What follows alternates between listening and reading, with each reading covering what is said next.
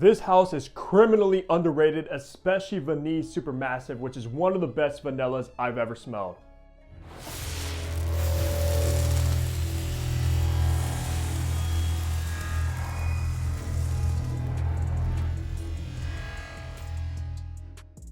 Hey, what's going on? Hunter here and welcome back to my channel where I upload weekly fragrance content, so you know the drill. Hit the subscribe button down below if you also love fragrances, and be sure to follow me over on my Instagram page. So today we are reviewing a very underrated fragrance and underrated house coming from Les Eaux Primordiales, which I hope I'm pronouncing that right. And this particular one is Vanille Supermassive. So for any of my vanilla lovers out there like myself, this must be on your radar. Now, I believe Les Eaux Primordiales is a fairly new niche brand and has just started to get some kind of traction. And I believe that this house is exclusive to Harrods. So if you have a Harrods around you, you might be able to get your nose on these in person. Without any further ado, let's go over some information. Now, Vanille Supermassive was launched in 2023. It just launched basically last year, so it's brand new still. As far as the retail price, only size that this one comes in, which is the 50 ml, is going to run you $295, which is pretty expensive, especially for the size. But there's actually a reason why this one is so expensive, because there's some others from the house that come in 100 mils and are, I believe, either the same price or cheaper. And that's because the concentration with this one is actually an extrait de parfum. So you're getting the highest perfume oils with this fragrance, and it definitely shows. The perfumer behind this particular fragrance is Arnaud Poulain. I believe that's how you pronounce it. I'm not really familiar with their resume, but after checking this one out, I'm gonna have to check out some other creations from that person. So with all the information out of the way, let's look at the packaging and presentation you get with Vanille Supermassive now. So take a look at this beautiful box. I love the colorway with the navy blue and the gold accents. Of course, Les Eaux Primordiales with the logo, extrait de parfum. Nothing on top. On the bottom, you will have your barcode and batch code to authenticate product to see when it was produced, as well as some information. And these are made in France. And then on the back, you just have kind of their information. And then it opens up like so, and your bottle is housed in this nice white box with some information about the house right there as well. So all in all, awesome presentation with the box. Let's look at the bottle now. Now, take a look at the bottle. It does look very familiar to the box. Of course, same colorway with the gold. On the bottom, you do have a sticker, or this might be actually embossed in the glass, just your information. Nothing on the back. On top, you have the Les Eaux Primordiales logo. It opens up like so, nothing inside the cap, nothing on the atomizer. And these do click into place very snugly, so you can't pick it up by the cap. In the top, you have elemi and bergamot. In the middle, you have laudanum, fir resin, and cinnamon. And in the base, you have vanilla, patchouli, moss, caramel, ambroxan, and musk. And this will be classified as a sweet spicy. So let's spray this and test out these atomizers. Not the best atomizer, as you saw. It does shoot pretty narrow and not pressurized, but that's not the end of the world. So let's remind myself of Vanille Supermassive now. Right away, when you spray Vanille Supermassive, you're going to be introduced to this very earthy and slightly spicy resinous elemi note, which actually makes it extremely unique, guys, because elemi isn't a note used in a ton of fragrances, especially for a top note. Usually it's like a note you find in the base, but you are going to get that note right off the bat on initial spray, along with a slight hint of that citrus bergamot, but not so much because it's primarily the elemi note right away when you spray this. And it's crazy because the first time I wore Vanille Supermassive, I had this girl come over to me and she was like captivated by this fragrance, like almost losing her mind over it, had me write down the name, etc. She said it smelled very like interesting and unique, and I believe it was from that top note with the elemi note. Then once it starts making its way into the middle, you are going to be introduced to the laudanum note, which laudanum, for me, every time it's in a fragrance, it kind of gives off this leathery tone to it. So you are going to get this leatheriness to this fragrance. It almost does smell like straight up leather.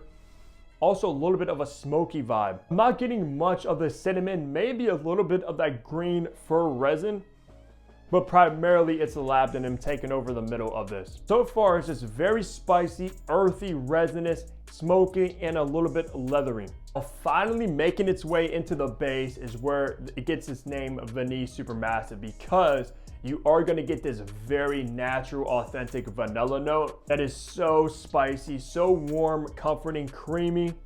Just an extremely well done vanilla, and that's why this is probably one of my favorite vanillas in my entire collection. And it's crazy too, because once it starts getting into the base, it kind of does resemble Nishane Ani, which is basically one of the most popular vanillas on the market, and I do own a bottle and was probably my favorite. If it wasn't for this, I actually think I might prefer Vanille Supermassive over Ani, which is crazy to say because I'm a big Ani fan. But alongside that vanilla in the base, you do get this earthy patchouli, earthy oak moss note. You do get a hint of a sweet caramel, surprisingly, which just kind of balances out the base, so it's not like overly vanilla and earthy. You do get that caramel, which is a unique touch because most of the time you don't really get that combination, vanilla, earthiness, and caramel, but it works flawlessly. Like I said, a must check out for any vanilla lovers out there. I know it is a little bit pricey, so maybe sample it first, or it could be blind buy worthy for vanilla lovers that got money to spend as well. So I don't really see anybody not enjoying this fragrance, to be honest, unless you just hate vanilla straight up. One of the best seasons to wear Vanille Supermassive is absolutely the fall and winter. Primarily, this is the only seasons I'm basically going to be reaching for this one.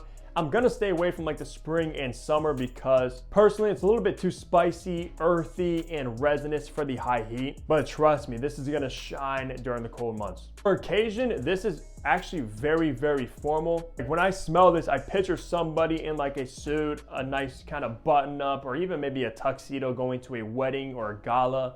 Something along those lines is the vibe this gives off.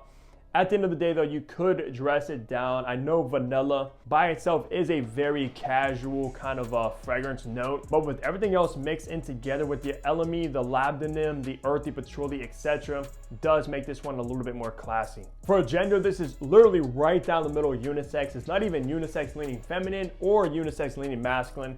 Just both can absolutely wear this one easily and enjoy it, which is nice because most of the time when you think of vanilla, you may think more feminine fragrance, but this one though, a guy can pull off without any hesitation. And for age groups is where this one surprises me because kind of like the situation when it comes to the gender and occasion, vanilla usually does lean more youthful and playful, but the mixture of the smoky labdanum, the resins, and the earthiness does make it mature as well. So if you're a younger person, you can wear this one, and if you're a little bit older, you can wear this one perfectly. Just extremely versatile, which I appreciate. Wrapping things off, talking on the performance of Vanille Supermassive, man.